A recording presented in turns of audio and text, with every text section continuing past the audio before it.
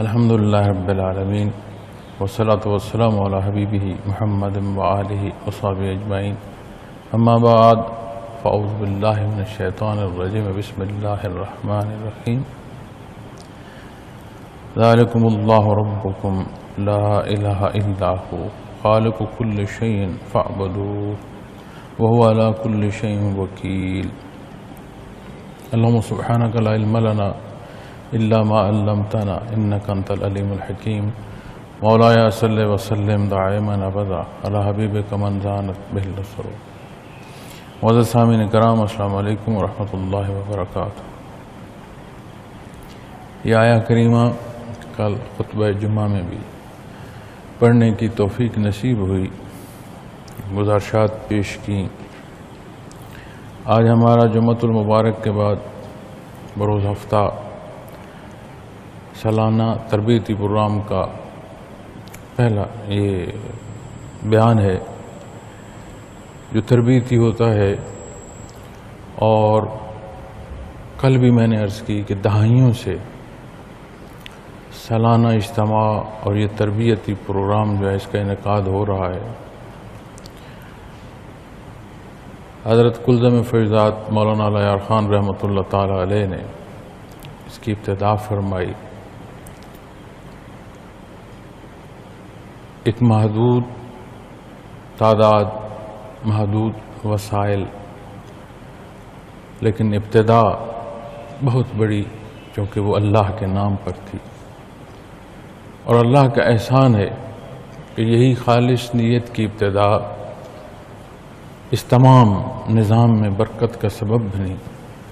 پھر وہی بات، وہی پہلو، وہی تربیت حضرت قاسم فیضات مولانا امیر محمد اکرم اخوان رحمۃ اللہ تعالی علیہ نے نہ صرف اس کے انتظامی امور کو مزید بہتر کیا، بلکہ حضرت جی رحمۃ اللہ تعالی علیہ کی دی گئی تربیت کو پوری دنیا میں پہنچانے کا سبب بنے۔ اللہ ان کی کاوش، ان کی محنت قبول فرمائے، ان کے درجات بلند فرمائے۔ معزز خواتین و حضرات، یہ جہان فانی ہے، اس پہ جو کچھ ہے اس نے فنا ہونا ہے۔ کل من علیہا فان، کچھ ہے نہیں رہے گی۔ تو یہ اوراق ہیں زندگی کی کتاب کے، ایک ایک صفحہ الٹا جا رہا ہے، اور اس سبق یا بات اس سے اگلے موضوع پر آ رہی ہے۔ اللہ کریم مشائخ اعظام کی محنت قبول فرمائے اور ہمیں توفیق عطا فرمائے کہ یہ جو دینی امانت بفضل اللہ ہمیں سونپ گئے ہیں، اسے ہم احسن طریقے سے اختیار کریں اور مخلوق تک پہنچانے کی اپنی طور جو صحیح ہے وہ پوری کرتے رہیں اور کوشش میں رہیں۔ میں یہ نہیں کہہ سکتا کہ یہ جو کچھ عطا ہے اس میں تو ہمارا کمال ہے، یہ صرف اللہ جل شانہ کا کرم اور احسان ہے۔ میں یہ بھی نہیں کہہ سکتا کہ اس کی ادائیگی میں ہمارا کمال ہوگا، یہ سارے حصے بھی اللہ کریم قبول فرمائے تو اس کے کرم اور احسان سے ہیں۔ اس کا نام لینا اس کا کرم اور احسان ہے، اس کے نام لینے کے لیے مخلوق کو دعوت دینا یہ بھی اس کا کرم اور اس کا احسان ہے، اور اس دعوت حق کو شرف قبولیت نصیب ہو کہ کوئی اللہ اللہ اختیار کرے، یہ بھی کسی کا کمال نہیں ہے، یہ بھی اللہ جل شانہ کی عطا۔ ہم اپنی سوچوں یا اپنی سمجھ کے مطابق چیزوں کو اختیار کرنے یا مسائل کے حل کا سبب کرنے میں ایک جہد میں رہتے ہیں، ایک جہد مسلسل ہے زندگی ویسے بھی۔ تو آج یہ جو ایک وبائی مرض ہے اس کا پھیلنا، اس نے زندگی کو ایک تعطل کی صورت دی ہے۔ اب زندگی رک تو سکتی نہیں، لیکن ایک روانی جو عمومی تھی وہ نہ رہی۔ تو ہر شے کا جو اختیار کرنا ہے اس کے طور طریقے بدل رہے. اسی طور پر مشورہ کیا گیا کہ سالانہ اجتماع کا جو انعقاد ہے وہ کیا جائے، لیکن حفاظتی اقدامات کے تحت اور جو صورتحال اس وبائی مرض کے پھیلنے سے پیدا ہو چکی ہے، ان تمام حصوں کا جائزہ لیتے ہوئے پھر اسی بات پر اکتفا کیا گیا کہ آن لائن اور یہ جو آج کا میڈیم ہے کہ ایک جگہ پر بیٹھا ہوا انسان دنیا کے دوسرے سرے پر جا کر جو ہے اس کی بات سنی جا سکتی ہے، عین اسی وقت سنی جا سکتی ہے. جیسے میں ابھی آپ سے گزارشات پیش کر رہا ہوں تو جانے دنیا کے نہ صرف وطن عزیز، جانے دنیا کے کس خطے میں کہاں کون یہ بات سن رہا ہے. پھر یہ نہیں کہ یہ بات ہوئی اور ختم ہو گئی. نظام ایسا ہے کہ پھر یہی باتیں یہی وقت بار بار دہرایا جا سکتا ہے کہ کیونکہ یہ چیز ریکارڈنگ میں موجود. تو اسی سے استفادہ کرتے ہوئے اور حفاظتی اقدامات کا لحاظ بھی رہے تو یہ سالانہ جو تربیتی پروگرام ہے اس کا انعقاد اس طرح لائیو کیا گیا. لیکن جو بات اور نقطہ عرض کرنا چاہتا ہوں وہ یہ ہے، ابتداً لفظ اللہ اور یہی پہلو ان تمام جو حالات ہیں اس کے پیش نظر پھر بھی کیا ہے، اللہ. یہ جہاں نہیں رہے گا تو بھی کیا ہے، اللہ. تو یہ جو اللہ اللہ کی یاد ہے اس کا اختیار کرنا ضروری ہے. یہ وہ حصہ ہے جو دوامی کامیابی کا سبب ہے. ایک وقت تھا اتنے وسائل نہیں تھے.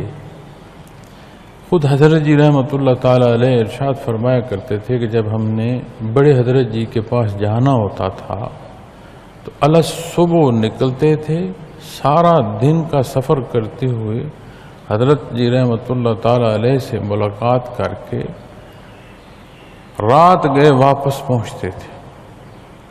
اب وہی سفر ہے لیکن نظام حیات میں اتنی ترقی آ گئی ہے ظاہری طور پر آپ دن میں 4 چکر بھی لگا سکتے ہیں اور طلوع و غروب کے درمیان.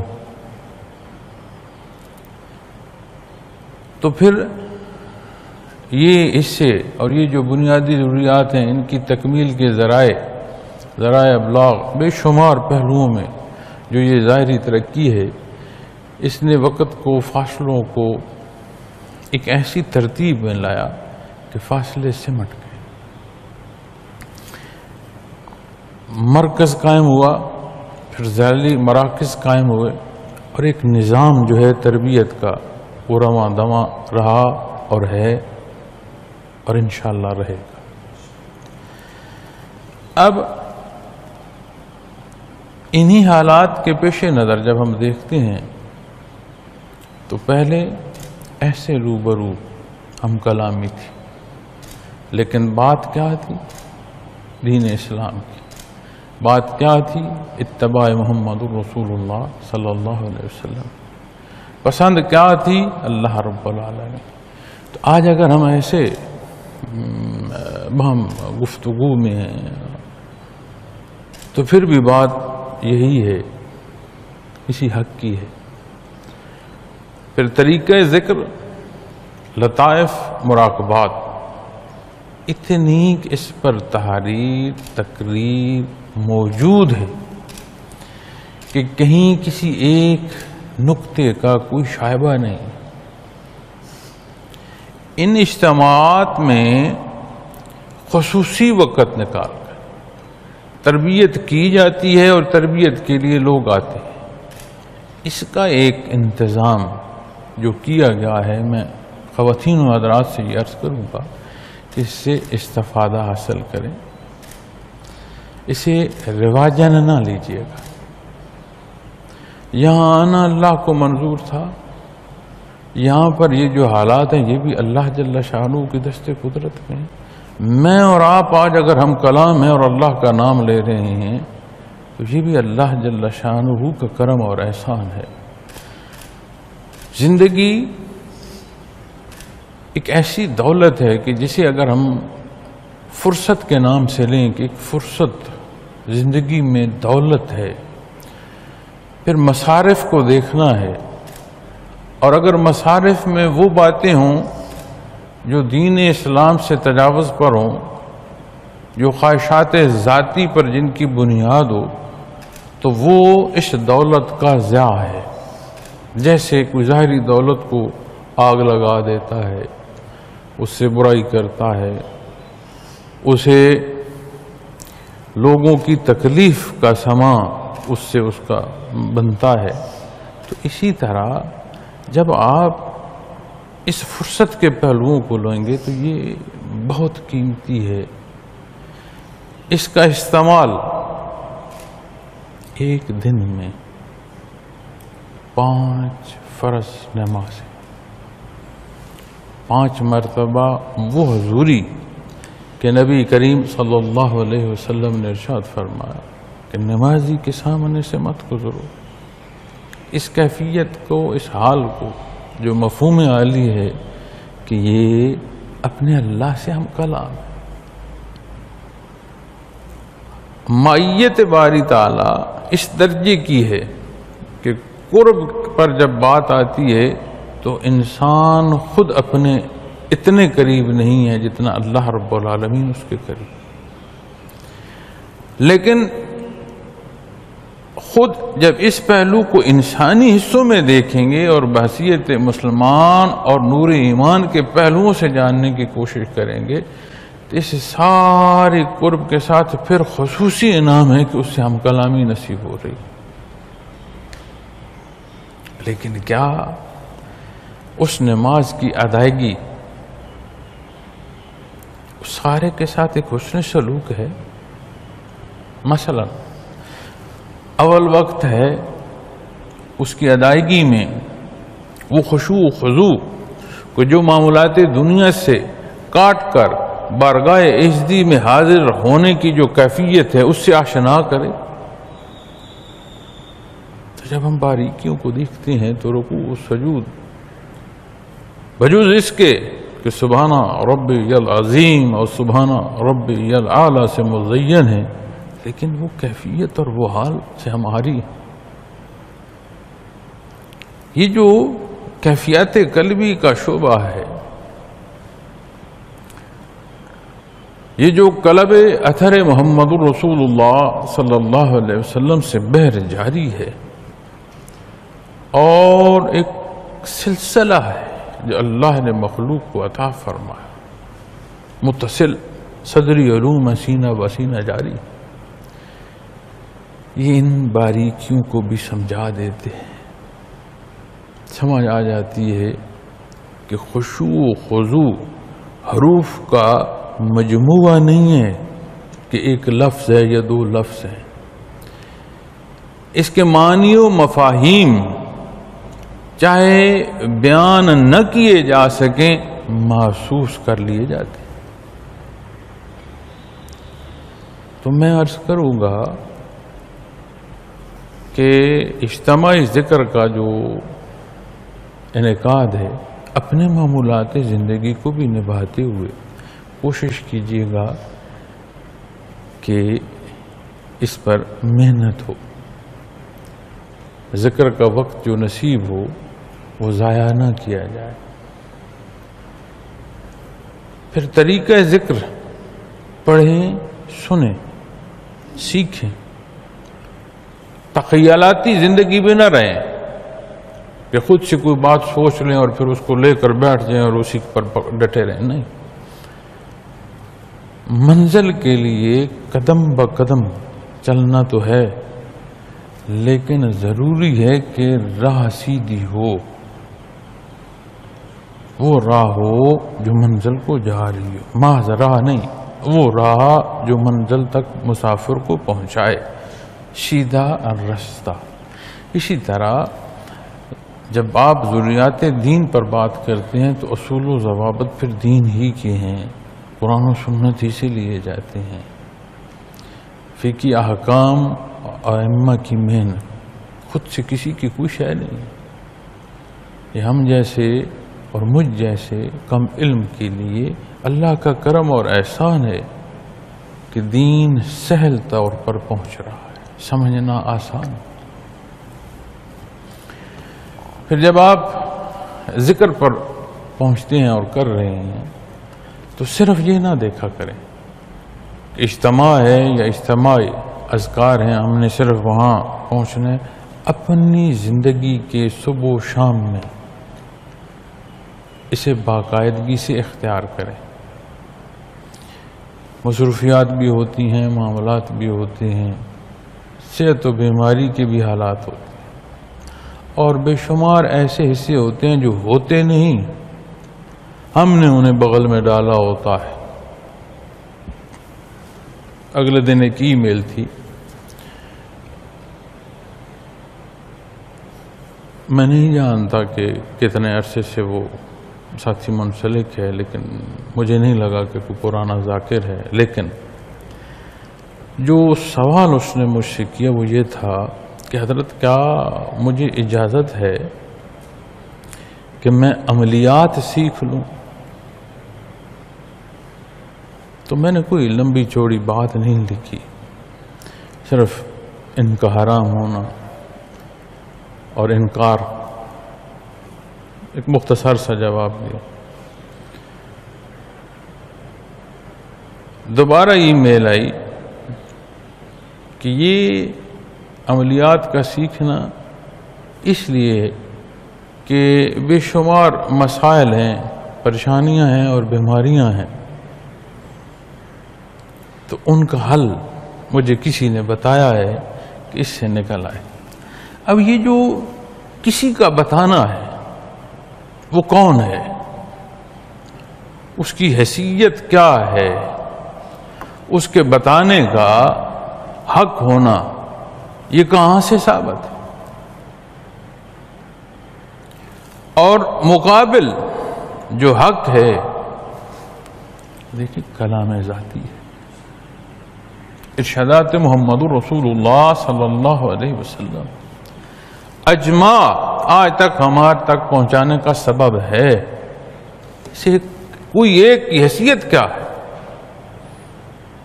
بات کسی ایک کی نہیں ہوتی،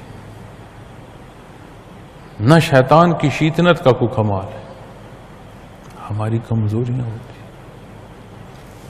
قرآن کریم بیان فرماتا خالص اور اخلاص ایسی شے ہے کہ یہاں شیطان کا وار نہیں چل سکتا، وہ خود مانتا ہے کہ تیرے مخلص بندوں کا میں کچھ نہیں بگاڑ سکتا۔ تو یہ جو جہاں جو کوئی کہہ دیتا ہے اور ہم اس کو ماننا شروع کر دیتے ہیں اور اس پر چل پڑتے ہیں، کسی کے کہنے کی بات نہیں، اپنی کمزوری اور بے اعتباریاں ہیں۔ ضرورت اس بات کی ہے کہ ایمان اتنا پختہ اور راسخ ہو، ہر شے اللہ کی طرف منسوب ہو جائے۔ تو جب آپ ذکر کرتے ہیں اور باقاعدگی سے کرتے ہیں، اجتماعات میں کرتے ہیں، اجتماعات کے علاوہ اپنے معمولات میں کرتے ہیں، اور صبح و شام کم از کم نصیب ہو جائے، آہستہ آہستہ یہ دوامی کیفیت پیدا کر دیتا ہے۔ اور پھر یہ جو دوامی یاد ہے اللہ رب العالمین کی، یہ حفاظت کا سبب بھی بنتی ہے اور رہنمائی کا سبب بھی بنتی ہے۔ حلال حرام، غلط صحیح، گناہ ثواب، ایک ایک باریکی نہ صرف سمجھ آتی ہے یا نظر آتی ہے، محسوس ہوتی ہے۔ غلطی کا ارتکاب تکلیف دیتا ہے، طلب پیدا ہوتی ہے کہ اللہ کے حضور معافی مانگی جائے۔ پھر ہم اسی دنیا کا اگر جائزہ لیں تو میں اکثر ایک بات کہتا ہوں کہ کہیں کسی سے بحث کی بجائے اگر اپنے وجود کو ہی دیکھ لیا جائے، اپنا وجود اور اپنی شکل و صورت وجودی قوت ہے شہادت دے رہی ہوتی ہیں کہ میاں ٹھل رہا ہے وقت، غروب کو جا رہے ہو،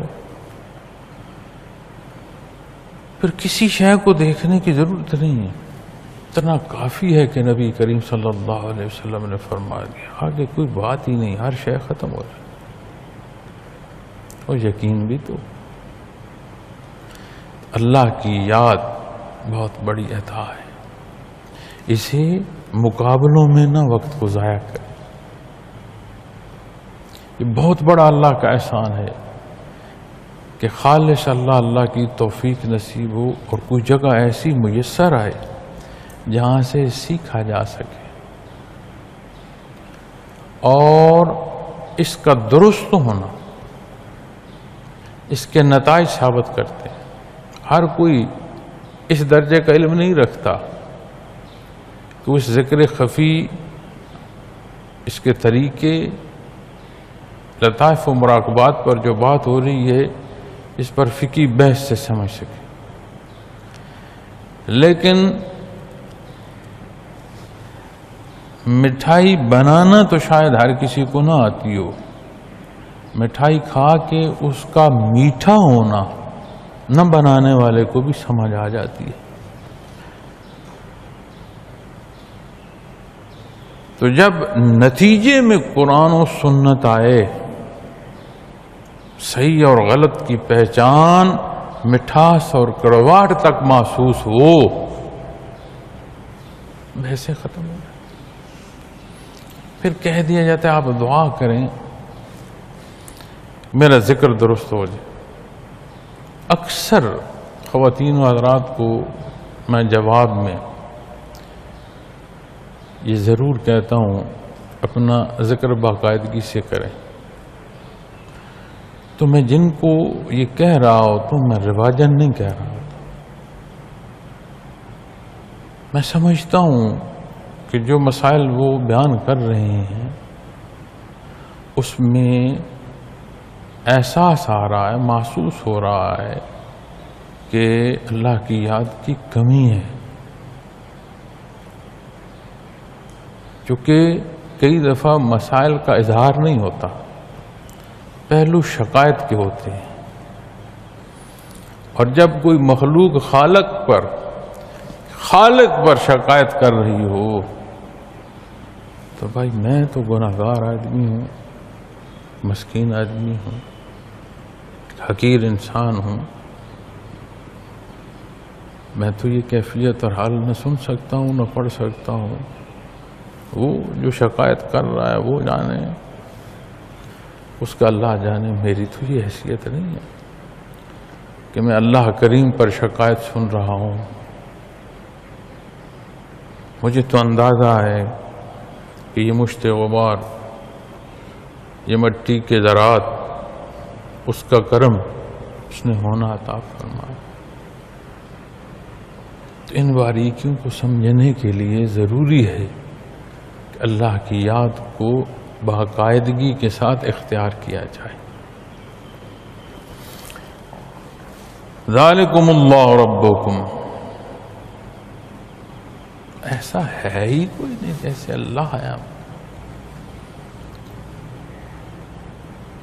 وہ واحد ذات ہے جو خالق ہے، ہر شے کو اس نے پیدا فرمایا، ہر شے کی ضروریات پوری فرما رہا ہے، ایسا اور ہے کوئی نہیں۔ ربکم،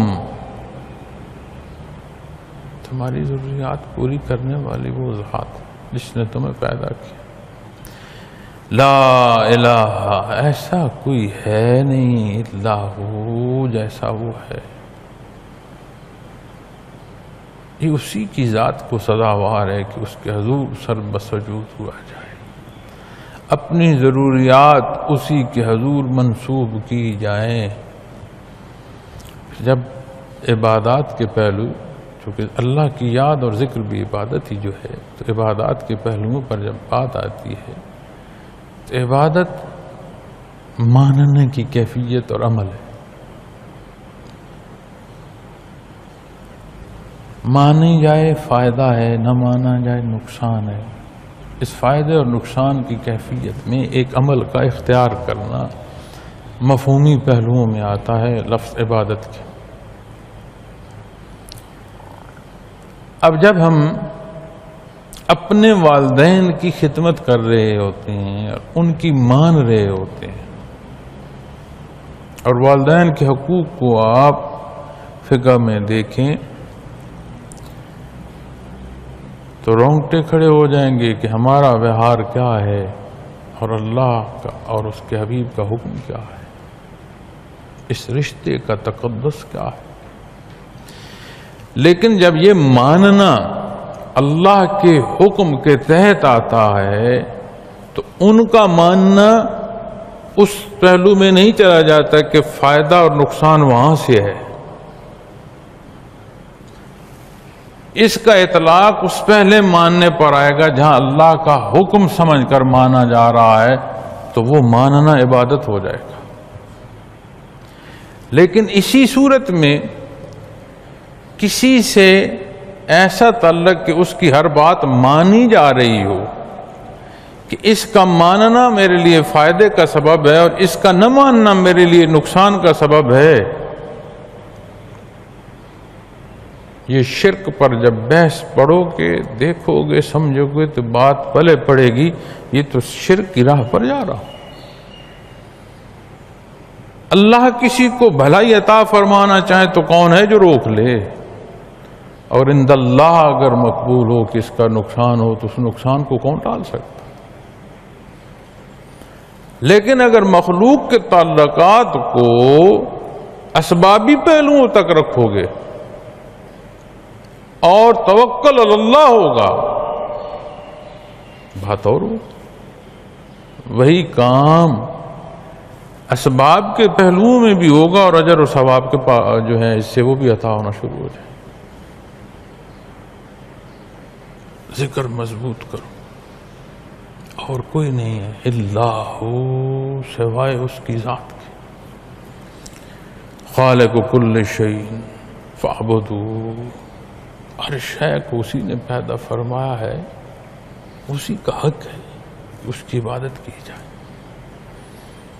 پھر عبادت اور خالق کا جو ہم سوچتے ہیں نا، موازنہ کرتے ہیں کہ اس نے پیدا فرما دیا، بدلے میں ہماری عبادت پوری نہیں، جتنا اس نے عطا فرمایا ہے ساری زندگی سجدہ کرتے رہیں تو شکرانہ ادا نہیں ہوگا، بدلہ کہاں پورا ہوتا ہے؟ اپنا تو ہے کچھ نہیں، جو کچھ ہے سارا اس کا ہے۔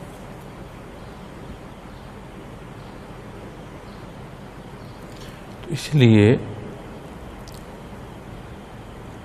یہ جو اللہ کی یاد ہے ان حقائق سے آشنا بھی کرتی ہے، اور زندگی کی روزمرہ زندگی کی جو بھول بھلائیاں ہیں ان میں بھی انسان باہوش رہتا ہے۔ شیطنت اور شیطنت کے وساوس، چاہے یہ جنوں میں سے ہوں یعنی شیطان کی نسل، یا ان سے ہوں جو شیطان نما ہو گئے، اللہ ان سے بھی محفوظ ہونے کا سبب عطا فرماتے ہیں اور وساوس تک کی حفاظت نصیب ہوتی ہے۔ لیکن اس کا باقاعدہ اختیار کرنا اور ابتداً خالص اللہ کی رضا کے لیے فاعبدوہ، پھر یہاں ہم پھنس جاتے ہیں کمال ذاتی، میں بڑا پارسا ہوں، جتنے میرے مراقبات ہوں یا مناظر ہوں اتنی اور کسی کی نہیں، جتنی میری حیثیت ہے اتنی کسی اور کی نہیں، بھائی نہیں۔ ابتداً خالص اللہ کے فاعبدوہ، اسی کی عبادت صرف اللہ اور کوئی نہیں سوائے اللہ دے۔ جب یہ خالص ابتدا ہوگی نا پھر ایک ایک سانس جو اس کے نام سے مزین ہے، وہ توانائی ایمان کو عطا فرمائے گی کہ یہ عملی زندگی تک، عملی صورت تک، عملی پہلوؤں تک اس کا اظہار ہوتا چلا آئے گا۔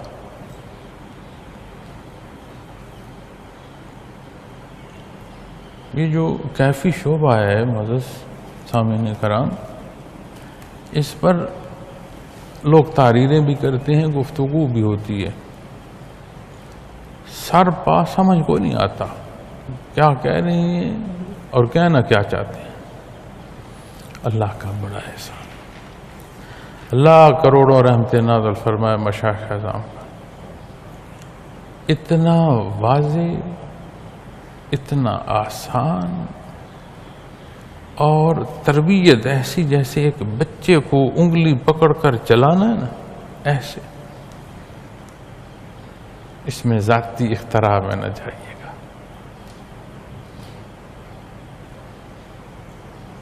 اس راہ کے اختیار کرنے والوں کو، مسافروں کو، جنہیں یہ نصیب ہوا تا دم واپسی، تلخی جو موت کی ہے نا، اس میں ان کے چہروں پر مسکراہٹ دیکھی ہے، اور جنہوں نے ذاتی کمال کے لیے، کیفیات قلبی کا اختیار بھی ذاتی کمال کے لیے کیا، ایک شہادت ایسی نہیں ملتی ان کی نبھ گئی ہو، پار نہیں چڑھے۔ تو جب ماننی اللہ کی ہے تو اس باریکی کو اس سطح تک لے جاؤ، پھر پیر صاحب کی حیثیت کیا ہے؟ اگر تو پیر صاحب کا یا بزرگوں کا حکم قرآن اور سنت کے تحت ہے تو استاد کا درجہ ہے، والد اور اولاد کی بات ہو سکتی ہے، لیکن جب یہ حکم قرآن و سنت سے باہر آ جائے، حدوں سے نکل گیا، پھر ماننا درست نہیں۔ اسی طرح اسی مثال کو آپ حکمران پر لے جائیں، معاشرے کے طاقتور جو طبقہ ہے ان پر لے جائیں، جہاں دین اسلام سے باہر حکم ہے اس کا ماننا نقصان ہے، زیادتی ہے، ظلم ہے، حساب دینا ہوگا اللہ کے ساتھ۔ چاہے جائے کہ ہم مخلوق سے منسوب کر دیں کہ جو کچھ ملے گا مجھے ان سے ملے گا، کتنا بڑا ظلم۔ فَاعْبُدُوا، خالص ضرورت ہے اس کے بعد، وَهُوَ عَلَىٰ كُلِّ شَيْءٍ وَكِيلٌ، ہر چیز کا کارساز، اس کے دست قدرت سے کیا باہر ہے۔ اللہ کریم توفیق عطا فرمائے، ہمیں نصیب ہو خالص اللہ اللہ کرنا۔ یہ ابتدا اور زندگی کی انتہا جو یہاں کی ہے، چونکہ زندگی کی انتہا نہیں ہے، کروٹیں ہیں۔ کیسی کتاب ہے جس کے اوراق ہیں، جسے اللہ نے پیدا فرمایا ہے، پھر اختتام نہیں ہے لیکن جزا و سزا ہے، حال بدلتے رہیں گے، دنیا کی آغوش ہے نہیں رہے گی، یہ طلوع غروب ہمیں برزخ میں پہنچا دے گی، وہ سور کا پھونکنا اس میدان میں لا کھڑا کرے گا جہاں اللہ کا حضور حساب کہتا ہے۔ پھر کوئی ایسا ہے نہیں جس نے پل صراط سے نہیں گزرنا۔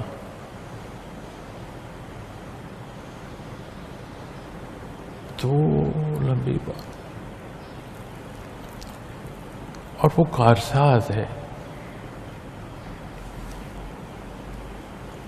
مانا ہے اللہ، عمل میں لاؤ، یہ اللہ کی یاد، یہ قوت عطا فرمائے گی۔ پھر ایک اور بحث آتی ہے، ہم چونکہ دینی پہلوؤں کو بھی مقابل دیکھتے ہیں، جو بہت زیادتی ہے اپنے آپ کے ساتھ، چونکہ جو ایک حصہ یا حق ہے یا نہ حق ہے، نہ حق پر غالب نہیں آ سکتا، بڑی سادہ سی بات۔ وجود حق کا ہے، وجود نور کا ہے، وجود روشنی کا ہے، نہ حق اندھیرا کسی شے کا وجود نہیں ہے۔ تو ہم ایک جہالت ہے، ہم دینی حصوں کو مقابل دیکھتے رہتے ہیں۔ اب ظاہری علوم کی ترویج میں کوئی لگا ہے، اللہ اس کی محنت قبول فرمائے بھائی۔ اگر کوئی کیفیات قلبی کے شعبے میں ہے تو ان کا مقابلہ ہے۔ بات اللہ اور اس کے رسول کی ہے، بات صوفی کی یا مولوی کی تو ہے نہیں، تو ہم ایک خواہ مقابلے میں لگے رہتے ہیں۔ معزز سامعین کرام، میں کم علم آدمی ہوں، لیکن یہ بات میں بڑا واضح سمجھتا ہوں۔ کیمرے میں دیکھ کر میں سمجھ رہا ہوں کہ سامعین، ناظرین، سننے والے، دیکھنے والے دیکھ بھی رہے ہوں گے، دیکھتے بھی رہیں گے، سن بھی رہے ہوں گے اور سنتے بھی رہیں گے، چونکہ یہ ریکارڈ ہے۔ اس سے زیادہ میں پختہ یہ سمجھتا ہوں کہ احکامات دین کا ماننا ظاہری حصوں کا اپنے اپنے درجے میں اللہ قبول فرمائے، اس کی رضا کا سبب ہے کہ اس سے اللہ راضی ہو جائے، اور جس سے اللہ راضی ہو جائے اور کیا چاہیے۔ لیکن میں یہ سمجھتا ہوں کہ یہ بھی اس کا احسان ہے، اس نے بوسیلہ محمد رسول اللہ صلی اللہ علیہ وسلم اس رضا کے ساتھ قرب کی راہ بھی عطا فرما دی ہے۔ وقت یہی ہے جہاں امور ظاہریہ کی بات ہے، یہ اس کی رضا کو لے جائیں گے، اور کوئی بحث ہے ہی نہیں جس سے اللہ راضی ہو جائے، بات ختم ہو۔ لیکن اسی کی ذات نے اس بحر جو قلبی ہے، قلب اثر محمد رسول اللہ صلی اللہ علیہ وسلم سے جو منسلک ہونا، یہ وہ راہ ہے۔ اللہ یہ راہ عطا فرمائے، اللہ اس پر ثابت قدم رکھے، اسے منظور ہو، وہ کرم اور احسان فرمائے، تو اس کی رضا کے ساتھ اس کے قرب کے منازل عطا فرمائے۔ اللہ کریم ہماری کمزوریاں، ہمارے گناہ معاف فرمائے، ہمیں دین حق کامل عمل کی توفیق عطا فرمائے، حالات دنیا، مصائب، سختیوں میں اپنے کرم اور احسان میں رکھے، اپنے در کا محتاج رکھے، مخلوق کی محتاجی سے محفوظ رکھے، اور اسی کی محبت اور اسی کی چاہت میں تڑپتے دلوں کے ساتھ زندگی کی شام ہو، روانی نور ایمان سے ہو۔ اللہ ہمارے ملک و قوم کا حامی و ناصر ہو۔ وآخر دعوانا الحمدللہ رب العالمین۔ الحمدللہ رب العالمین، والصلاة والسلام علی حبیبہ محمد وآلہ وصحبہ۔ اللہم صلی علی محمد النبی الأمی وآلہ وصحبہ وبارک وسلم۔ اللہم لا تقتلنا بغضبک ولا تغرقنا بعذابک واغفر لنا۔ اللہم صلی علی محمد النبی الأمی وآلہ وصحبہ وبارک وسلم، وصلی اللہ تعالی علی خیر خلقہ وآلہ وسلم برحمتہ۔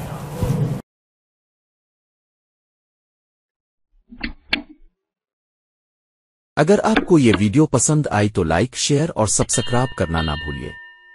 اللہ حافظ۔